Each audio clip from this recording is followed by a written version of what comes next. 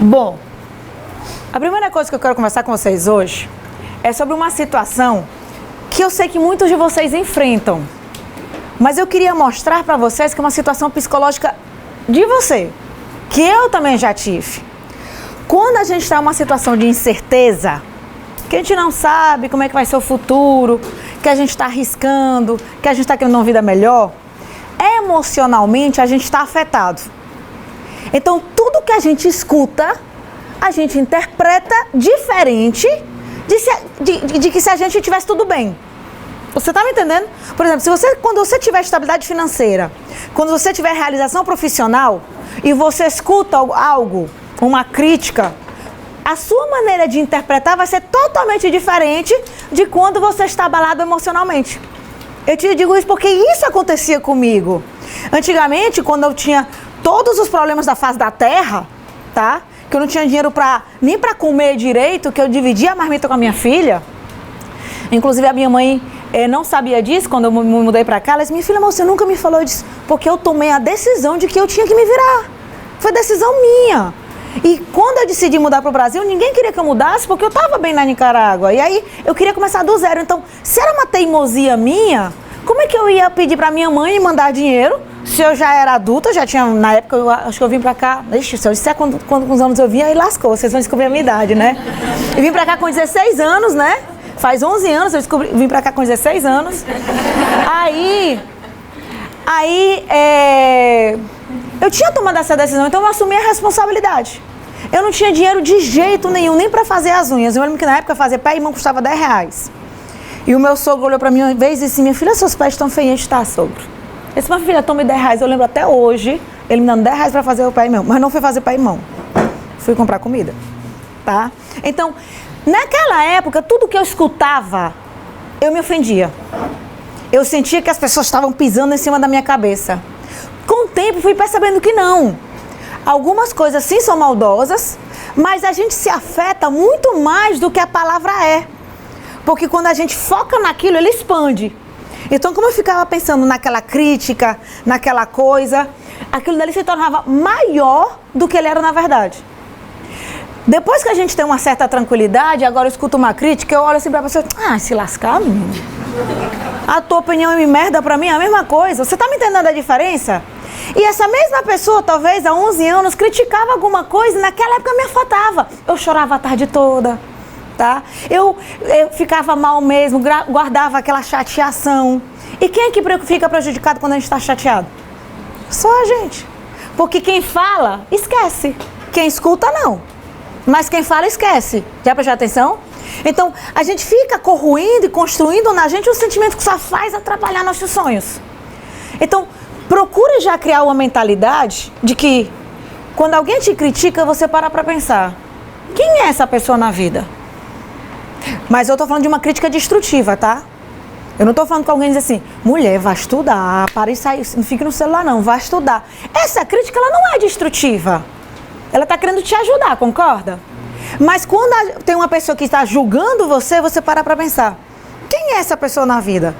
Ela é realizada profissionalmente? Ela é feliz na família? Eu tenho quase certeza que a resposta vai ser não. Porque quem é feliz, quem é realizado profissionalmente, quem é realizado pessoalmente, não critica e não julga. Ele pode ajudar.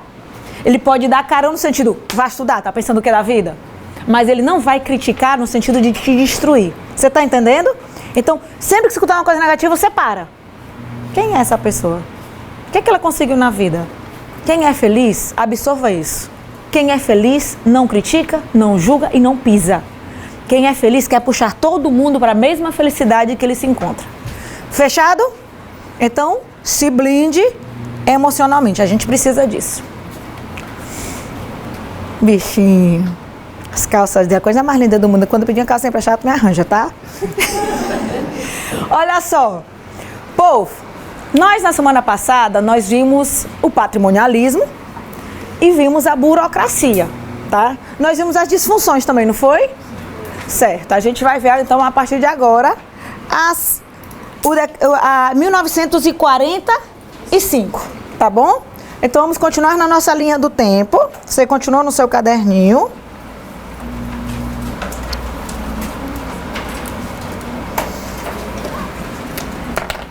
Olha só.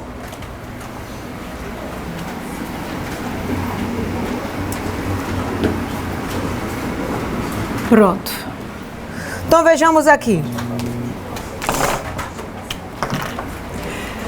Em 1945, nós vamos ter duas situações. Vamos ter o estado do bem-estar social. Esse tipo de modelo de estado, tá? Ele foi implementado em países capitalistas. Eu vou colocar aqui, tá? O estado do bem-estar social, que pode vir com o nome welfare state.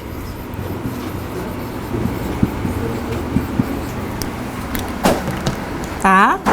Peraí. Ele foi implementado em países capitalistas desenvolvidos, mas que estavam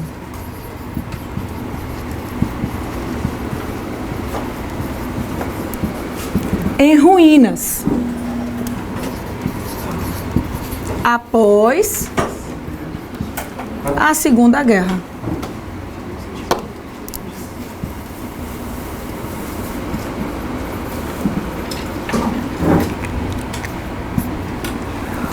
O que seria isso?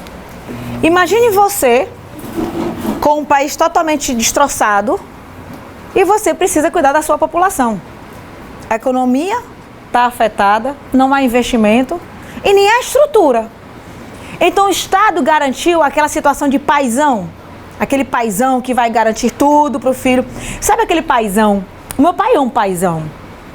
E se você quiser explorá-lo, você consegue fácil. A sorte dele é que nenhum dos três nasceram assim. Mas meu pai é aquele tipo de pessoa que até hoje, o meu pai disse, minha filha, tome R$500, tome R$200. E ele não pode. Ele está numa situação estável, digamos, mas a vida dele é regradinha. Então ele pega e diz, minha filha, toma. Até hoje, eu digo, pai, deixa de crédito. No dia que eu precisar, eu te peço. Eu prefiro que esse seja meu banco, sabe? Eu digo, pai, deixa aí. No dia que eu precisar, eu lhe peço. Então ele é aquele paizão que diz assim, pra minha cunhada ele quer pagar a faculdade, tá me entendendo? Pra minha outra cunhada ele quer pagar a faculdade da minha outra cunhada, pra que elas estudem, porque ele quer que as pessoas cresçam, tá? Então ele é um paizão. Então digamos que ele é um estado do bem-estar social. Só que deixa eu te perguntar, ele é um paizão, é uma situação para estudar. Então o Estado, ele vai garantir, mas dependendo do ser humano, você concorda que ele pode se acomodar? Ele pode se acomodar. Tem pessoas que podem usar esse paizão como base. Opa, vou estudar, vou vencer na vida e vou aproveitar essa oportunidade que eu tenho de ter alguém que banque meus estudos. Mas tem pessoas que podem se acomodar. Ah, como eu tenho um paizão, eu não preciso mais isso, eu não preciso fazer aquilo. E como a burocracia, você viu que estava cheio de falhas, lembra? Toda uma gestão lenta, cara, autorreferida. Na década de 80 e 70, a gente vai ter uma grande crise mundial. Porque vamos pensar aqui, eu vou ter um Estado que vai pagar a energia, a água, a telefonia, a roupa, o transporte, a vestimenta, tudo para a população. Mas se o Estado tem condição de pagar tudo isso e ainda ser uma gestão ineficiente, no médio prazo ele vai ficar altamente endividado. Então, década de 70 e 80, vamos ter uma grande crise mundial. Ficou claro até aí? Não tem como, pessoal. Eu conheço famílias que viviam muito bem antes, mas os filhos cresceram, por alguma razão eles não se desenvolveram profissionalmente, tiveram todas as oportunidades, e aquela família que vivia bem, porque na época eram 3 membros, 4 membros, quando se tornam 8 membros, porque começam a casar e ter filhos, você não concorda que não dá mais para manter aquela qualidade de vida? É a mesma situação. É a mesma situação. Fechado? Então, isso foi em países capitalistas desenvolvidos. No Brasil, a gente não teve isso. No Brasil, a gente teve o Estado desenvolvimentista. lembra quando a gente estudou história, que dizia que JK tinha um lema de construir 50 anos em 5? Vocês lembram disso? A gente fala 45, pessoal, mas a gente vai encontrar questões que falam década de 40, década de 50, porque não existe uma data exata, às vezes, em administração, por falha mesmo dos livros. Só para vocês terem noção, tem livros de administração que dizem que Max Weber morreu em 1907. Tem gente que diz que ele morreu em 1913. Tem gente que diz que ele morreu no final do século XIX. Já bem isso. Não tem nem... É uma diferença de 10, 15 anos. É muita coisa, meu filho. Não é não? Então, nunca brigue por uma década. Quando ele quer mostrar que algo está errado, ele vai botar que o estado do bem-estar social foi implementado na década de 90. Foi implementado na década de 70. Uma década em si não vai ser problema. Tá bom? Então, o estado desenvolvimentista é construir 50 anos em 5. Eu não sou especialista na área, mas na parte de finanças, mas você imagina você gastar em 5 anos o que você, na verdade, tinha que gastar em 50. Não precisa nem ser especialista para você perceber que você vai ficar altamente endividado. Compre tudo em 5 anos que, na verdade, você ia comprar em 50. Sem ter dinheiro. Porque o Brasil não tinha dinheiro. Tá? Então, você concorda que a gente vai ter uma alta dívida? Aí onde explode a nossa dívida externa, porque inclusive a nossa gestão era ineficiente, era autorreferida, a gente esqueceu da população. Então eu estou construindo uma cidade dentro do nada, como foi o caso de Brasília, sem dinheiro e sendo incompetente. Imagine você construir uma casa sem dinheiro, usando cartão de crédito, porque os juros da dívida externa é mais ou menos como um cartão de crédito, né? Se você não pagar. E você tendo desperdício, não se preocupando com os custos. Imagina quanto é que não vai sair essa casa.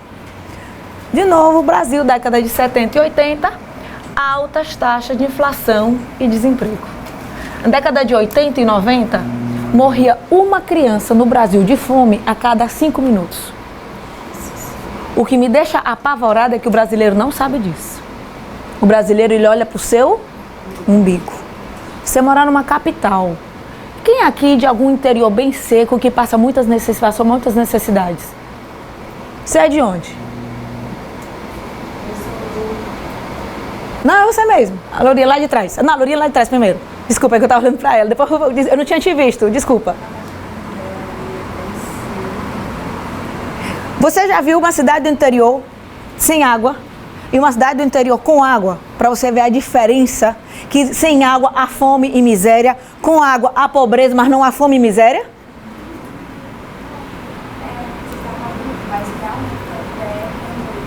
Aonde é? Desculpa?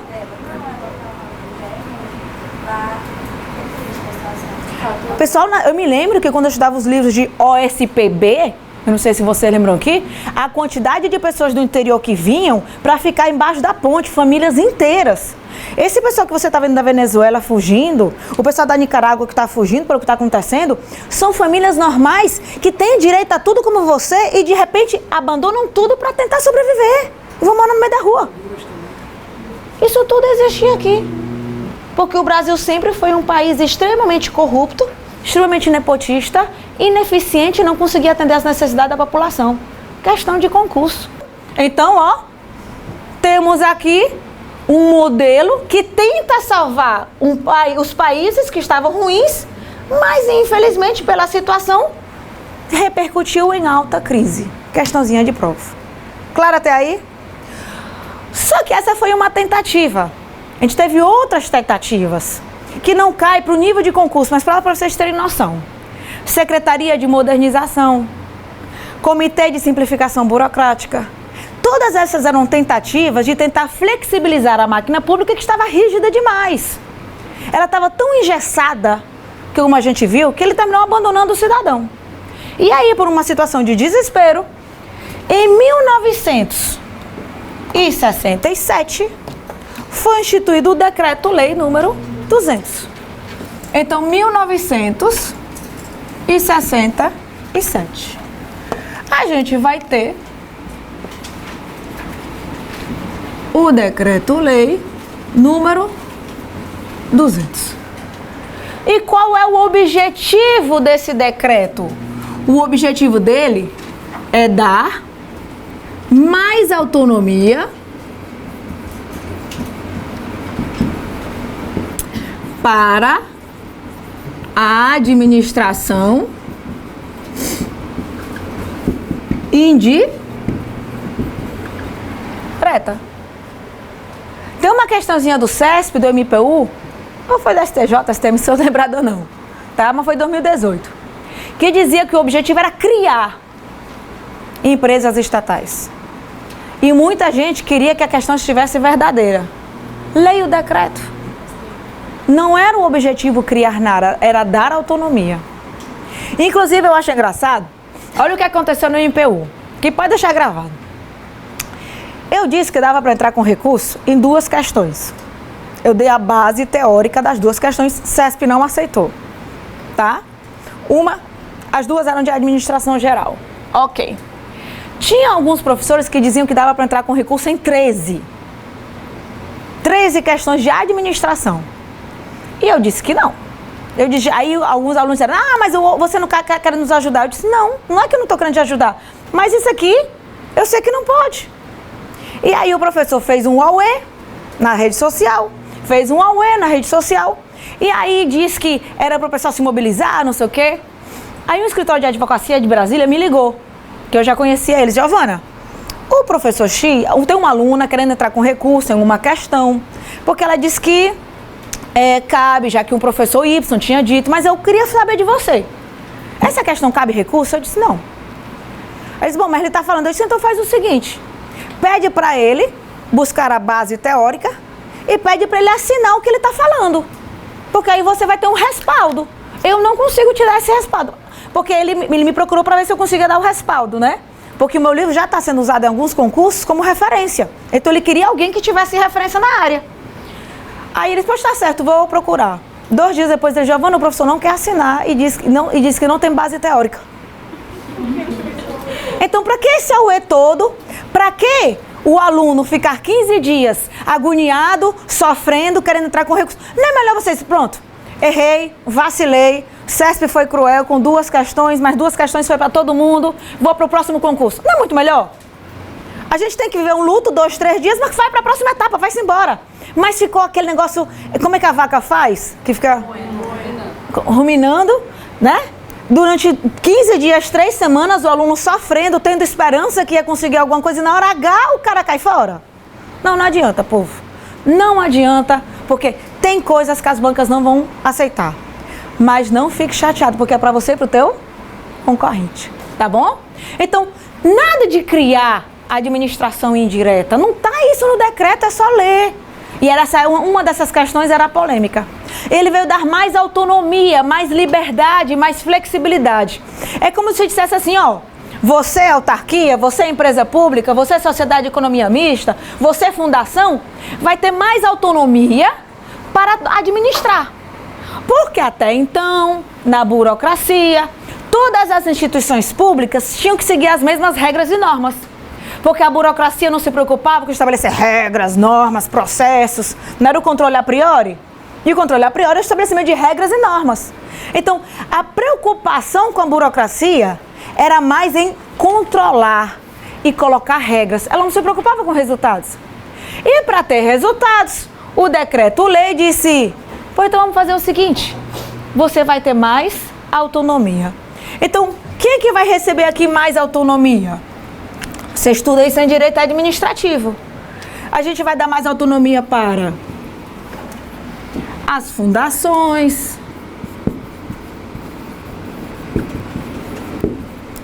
as autarquias, as empresas públicas,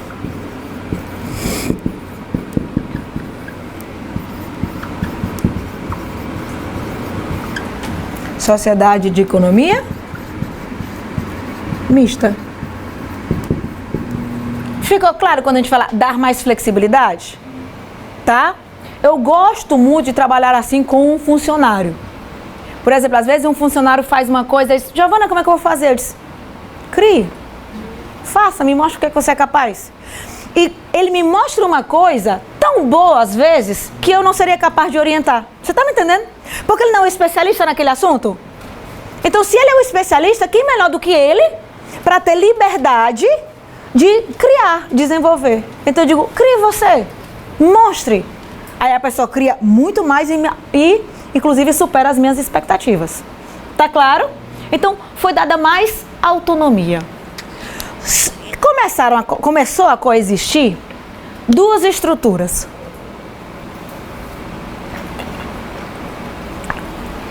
A administração direta, cheia de falhas, cheia de regras, cheia de normas, abandonando o cidadão. E a administração indireta, com flexibilidade e, teoricamente, na teoria, tá? Teoricamente, eficiência. Na prática, eu te dou R$1 se você acertar o que é que aconteceu quando a administração indireta teve mais autonomia. Aumentou a corrupção e o nepotismo. O Aécio, vou te dar R$1. O Aécio, ele se tornou vice-presidente da Caixa Econômica aos 22 anos. Me explique. Alguém aqui tem 22 anos? Você acha que você tem capacidade de ser vice-presidente da Caixa Econômica? Nem a pau. Não tem como. 22 anos a gente está engatinhando. Concorda? Então, imagine você, isso é apenas um exemplo. Tá? Apenas um exemplo. Então, imagine você a quantidade de roubo que houve pelo fato da administração indireta ter mais autonomia e flexibilidade. Por isso que a ESAF, desesperadamente, disse: todas as reformas e tentativas de reformas não conseguiram o resultado desejado, porque toda vez que se tentou flexibilizar, aumentava a corrupção. Toda vez que se engessava, não se conseguia beneficiar o cidadão. Flexibilizava, aumentava a corrupção, mas o cidadão era um pouco ajudado. Engessava, controlava, conseguia controlar um pouco a corrupção, mas o cidadão era abandonado. Você está entendendo a situação? É como se fosse não há luz no final do túnel. Inclusive, todos os ex-presidentes, tá? FHC, Lula, Dilma, eles fizeram discursos muito parecidos. Eles diziam, didaticamente explicando, tá?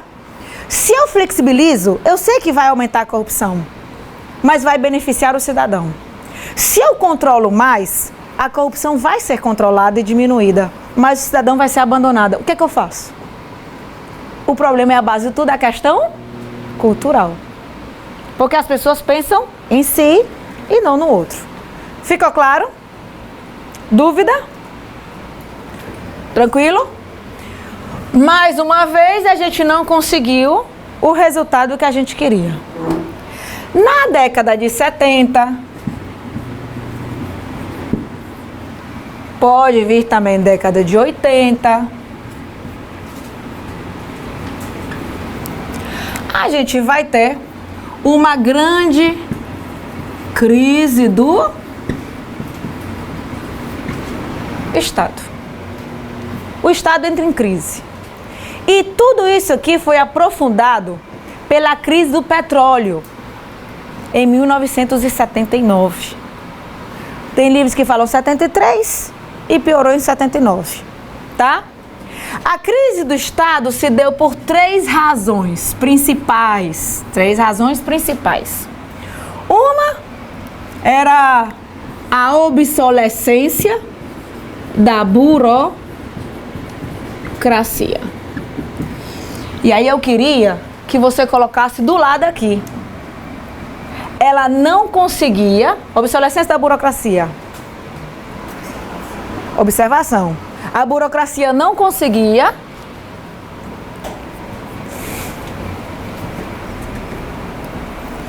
acompanhar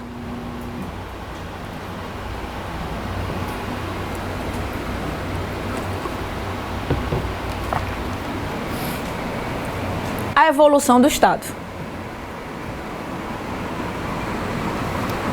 A burocracia não conseguia acompanhar a evolução do Estado. Eu dei o exemplo para vocês do kitnet? Não, né? Então, olha só. Eu saí de casa com 18 anos, tá? Eu fui morar no kitnet. Para no kitnet, que era um quarto, pregado a uma cozinha e tinha um banheiro. Ele me atendia, tá? Perfeito. Aí digamos que eu case e eu continue morando no kitnet. Ok, mais uma pessoa. Tá certo, ele nos atende. Aí digamos que eu tenho um filho e continue morando no kitnet. Aí digamos que eu tenho outro filho e continue morando no kitnet. Aí eu compro um papagaio, um periquito, um cachorro, e eu compro isso, aquilo outro, e vem a moça para trabalhar lá em casa, tudo no kitnet. Tu acha que vai dar certo? Então vamos aqui pensar. A burocracia, ela foi idealizada no final do século XIX por Max Weber. Naquela época, o Estado praticamente só era responsável por proteger o patrimônio. Tipo, você tinha sua casa invadida, sua fazenda invadida, seu patrimônio invadido, aí você ia procurar o Estado para te defender. Só que após a Primeira e a Segunda Guerra Mundial, começaram a surgir vários direitos. E o Estado começou a aumentar a quantidade de funções que ele exercia. Ele não ia ser mais responsável por garantir o patrimônio. E começaram a surgir os direitos sociais, as garantias e direitos humanos e blá blá blá e blá blá blá, e assim foi. Então a burocracia não conseguia mais atender as funções, as atividades, a expansão do Estado. O Estado foi crescendo e a burocracia não conseguiu acompanhar. Ficou claro isso aqui? Então a burocracia ficou obsoleta. Ela não atendia mais às necessidades do Estado. O kitnet já estava obsoleto, ele não atendia mais às minhas necessidades. Tá bom? Além disso, a gente vai ter uma crise fiscal. O problema do Brasil não é a falta do dinheiro, é o uso dele. Tem gente que reclama do Bolsa Família e diz que o pessoal fica parindo filho para poder ter mais direito à Bolsa Família. Deixa eu te lembrar de uma coisa, que o pessoal do interior sempre teve muitos filhos. Que ninguém começou a ter 6, 7 filhos agora. Sempre foi assim, porque não há uma educação sexual. Vamos parar para pensar? Ou antigamente o pessoal não tinha 10, 15, 20 filhos? A sua avó não tinha não 20 filhos, 15 filhos, 10 filhos? Sempre foi assim. Então ninguém começou a parir mais por isso. E tem mais.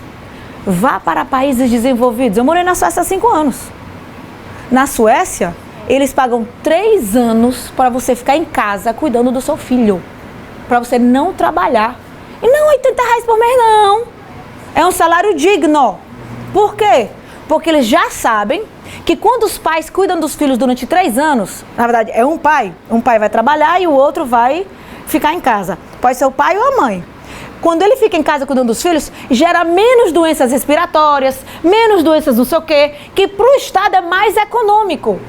É mais barato ele pagar que você fique em casa com seus filhos 3 primeiros anos do que os custos com hospitais lá na frente. Olha como os caras são porreta e a gente é medíocre. Olha só. Então não é esse o problema. O problema é o uso. É outra situação. Porque com R$80 você consegue deixar de trabalhar e ficar cuidando dos seus filhos? Eu estava uma vez na Defensoria Pública. Aí tinha uma senhora com um filho especial. E a defensora, metendo pau nela, sabe? Na bichinha, metendo pau. Você é uma irresponsável, que não sei o quê, o governo te dá dinheiro pra tu ficar em casa, que não sei o quê. Aí eu olhei assim, né, e eu olhando aquela cinela na frente de todo mundo. Eu disse, tu recebe quanto? Ela disse, eu recebo 120 do governo. Eu disse, e a senhora quer que ela mantenha a filha dela com 120? A senhora tá chamando ela de responsável? Vá manter seu filho com 120 pra ver se a senhora mantém. Ela ficou assim, ó. É muito fácil você gritar, você sendo defensor, e você pegar uma pessoa que não tem nem educação básica para poder analisar a situação, concorda?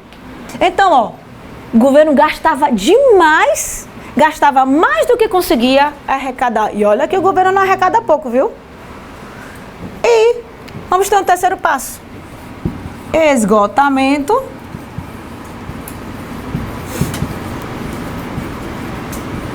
das formas de intervenção. O que é que isso daqui significa? Imagine você tendo um filho que não quer estudar. Aí você conversa, explica para ele a importância de estudar, ele continua sem estudar. Aí você bota ele de castigo, continua sem estudar. Aí você dá uma palmada, continua sem estudar. tira o celular, continua sem estudar, ai meu Deus, não sei mais o que fazer. Isso é esgotamento, acabaram as formas de você intervir. Com o Estado aconteceu isso. Eles não sabiam mais o que fazer. Eles já tentaram controlar, a corrupção continuou. Tentaram flexibilizar, a corrupção continuou. Montaram comitês e secretarias para tentar eliminar, não deu certo. Eles entraram em desespero. A gente precisa reinventar o Estado. Você lembra que eu falei que só fazemos uma reforma na nossa casa se a situação atual não está boa? Então, o que é que justificou a reforma burocrática? Já falei isso. Da mudança do patrimonialismo para a burocracia. O aumento do capitalismo e da industrialização. O que é que justificou o aumento, a reforma gerencial? Por que que eu reformei? Por que que foi necessária? Pela crise do Estado, ocasionada pela obsolescência da burocracia, crise fiscal e esgotamento das formas de intervenção. No ano passado, teve uma questão da FCC que disse, não usou a palavra crise fiscal, usou incapacidade do governo de gerar poupança pública. Vamos pensar, se eu gasto mais do que eu arrecado, eu vou ter incapacidade de gerar poupança, concorda? É a mesma coisa. A questão estava verdadeira. Então você não pode estudar administração decoreba, taxativamente. Você vai ter que interpretar o que está escrito, tá? Incapacidade do governo de gerar poupança pública. Sim, gastava mais do que ganhava. Não tem capacidade de gerar poupança. Ficou claro, povo lindo? Oi? Endividamento. Endividamento.